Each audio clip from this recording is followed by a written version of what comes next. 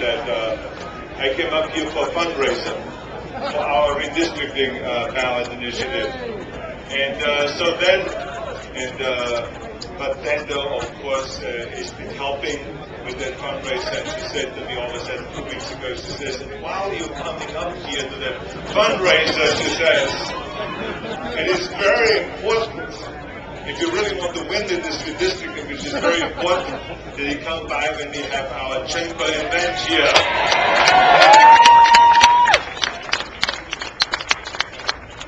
And so now, I said to the father, of course, I wouldn't want to miss that because I always enjoy talking with the people up here, especially since Bartender and also the chamber have been so supportive to everything that I've done in this last 4.5 years since I've been in office.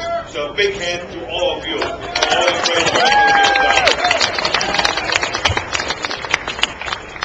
I always say that the only way that you can be successful in a job like this is by having the people behind you. You have been behind me every step of the way. Bartender, of course, has been an extraordinary partner. She has worked in our administration tirelessly, and 18 hours a day, many times, and on weekends.